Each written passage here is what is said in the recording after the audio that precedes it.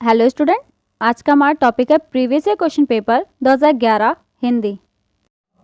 First question, विद्यालय शब्द में है, इसका आंसर होगा फर्स्ट स्वर संधि। स्वर का स्वर से मेल होने पर जो विकार परिवर्तन उत्पन्न होते हैं उसे स्वर संधि कहते हैं। पवन शब्द का संधि विच्छेद होगा, इसका आंसर होगा थर्ड पो प्लस अन। हिंदी में वचन होते हैं, इसका आंसर होगा सेकेंड दो। हिंदी में दो प्रकार के वचन होते हैं, एक वचन एवं बहुवचन। आगरा का बहुवचन होगा, इसका आंसर होगा फोर्थ बहुवचन नहीं होगा। आगरा एक शहर का नाम है और शहरों के नाम के बहुवचन नहीं बनते। जिन शब्दों में प्रयोग के अनुसार कोई परिवर्तन नहीं होता है उन्हें कहा जाता है, इसका आंसर होगा थर्ड अविकारी शब्द। जिन शब्दों में लिंग, वचन, पुरुष, काल आदि के आधार पर कोई विकार परिवर्तन नहीं आता है उन्हें अविकारी शब्द कहते हैं। शब्द के सही रूप का चयन कीजिए, इसका आंसर होगा फोर्थ तृष्णा। कवि का स्त्रीलिंग रूप होगा, इसका आंसर होगा थर्ड कवयित्री। संस्कृत के वह शब्द जो हिंदी में बिना किसी परिवर्तन के प्रयुक्त होते हैं कहलाते हैं, इसका आंसर होगा थर्ड तत्सम। संस्कृत के वह शब्द जो हिंदी में बिना किसी परिवर्तन के प्रयुक्त होते हैं तत्सम कहलाते हैं। संस्कृत के वह शब्द जो हिंदी में कुछ परिवर्तन होकर प्रयुक्त होते हैं उन्हें तद्भव शब्द कहते हैं। जब किसी समास में दोनों शब्द प्रधान होते हैं तो उसको कहते हैं, इसका आंसर होगा फर्स्ट द्वंद्व समास। द्वंद्व समास में दोनों पदों शब्दों की प्रधानता रहती है। यह समास तथा और, इत्यादि, अथवा समुच्चय बोधक अवयवों के लोप कर देने से बनता है।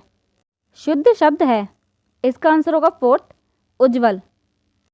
अनुरक्त का विलोम शब्द है, इसका आंसर होगा सेकंड विरक्त। निम्न में से किस समूह में सभी शब्द तत्सम हैं, इसका आंसर होगा फर्स्ट शर्करा, पवन, ज्येष्ठ, अग्नि। संस्कृत के वह शब्द जो हिंदी में बिना किसी परिवर्तन के प्रयुक्त होते हैं उसे तत्सम शब्द कहते हैं। किस शब्द में कु उपसर्ग नहीं है, इसका आंसर होगा सेकंड कुशल। कुशल शब्द में कु उपसर्ग प्रयुक्त नहीं हुआ है क्योंकि कुशल शब्द एक पूर्ण शब्द है। इन प्रत्यय का प्रयोग किस शब्द में हुआ है, इसका आंसर होगा फर्स्ट पुजारिन। जिसमें पहला पद संख्यावाचक हो और किसी समूह विशेष का बोध कराए उसे कहते हैं, इसका आंसर होगा फोर्थ द्विगु समास। द्विगु समास में पहला पद संख्यावाची होता है और द्विगु समास में द्वितीय पद की प्रधानता रहती है।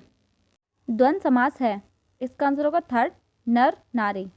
द्वंद्व समास में दोनों पद प्रधान रहते हैं।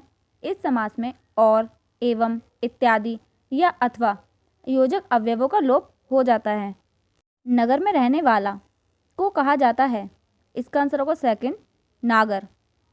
जातिवाचक संख्या नहीं है, इसका आंसर होगा फर्स्ट शैशव। निम्न में से किस वाक्य में संप्रदान कारक है, इसका आंसर होगा थर्ड राजा ने निर्धनों को कंबल दिए। जिस वाक्य में क्रिया किसी उद्देश्य को लेकर संपन्न की जाती है या फिर किसी को कुछ देने का भाव होता है वहाँ संप्रदान कारक का विधान होता है। वह स्वतः ही जान जाएगा, वह सर्वनाम है, इसका आंसर होगा सेकंड निजवाचक सर्वनाम। संयुक्त क्रिया का उदाहरण कौन सा वाक्य है, इसका आंसर होगा थर्ड तुम प्रतिदिन पढ़ने आया करो। ऐसी क्रिया जो किन्हीं दो या दो से अधिक क्रियाओं के योग से बनती है वह संयुक्त क्रिया कहलाती है। संयुक्त क्रिया में कई क्रियाओं के संयुक्त मेल हो जाने से एक क्रिया का अर्थ निकलता है।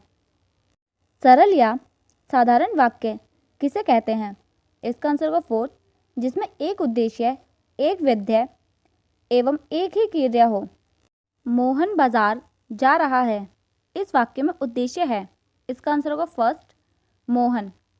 निम्न में से मिश्रित वाक्य है, इसका आंसर होगा फोर्थ मैंने सुना है कि नीना पास हो गई है।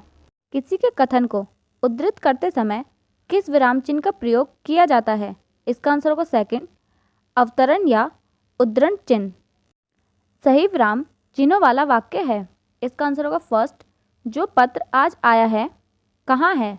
उपयुक्त वाक्य में दो प्रकार के विराम चिन्ह प्रयुक्त हुए हैं, अल्पविराम एवं प्रश्नवाचक चिन्ह। किसी शब्द के बाद या उपवाक्य के बाद अर्थ की स्पष्टता एवं बहुत कम ठहराव के लिए अल्पविराम का प्रयोग किया जाता है। प्रश्नवाचक चिन्ह पूर्ण विराम की तरह ही है। जब वाक्य में कोई प्रश्न पूछा जाता है तब प्रश्नवाचक चिन्ह प्रयुक्त होता है। शेर को सामने देखकर डैश यह वाक्य किस मुहावरे से पूर्ण होगा? इसका आंसर होगा फोर्थ, मेरे प्राण सूख गए। प्राण सूख जाना मुहावरे का अर्थ है अत्यधिक डर जाना। सही मुहावरा है फर्स्ट, नेत्रों में मिट्टी डालना, सेकंड, आंखों में रेत फेंकना, थर्ड, आंखों में धूल झोंकना, या फोर्थ, आंखों में कचरा डालना। इसका आंसर होगा थर्ड, आंखों में धूल झोंकना। आंखों में धूल झोंकना मुहावरे का अर्थ है धोखा देना। हाथ ना आना इस मुहावरे का निकटतम अर्थ है। इसका आंसर होगा फर्स्ट, पकड़ में ना आना। सिर फिर जाना का अभिप्राय है। इसका आंसर होगा सेकंड, अहंकारी हो जाना। आई होप हमारी वीडियो आपके लिए हेल्पफुल रहेगी। Thank you for watching my video.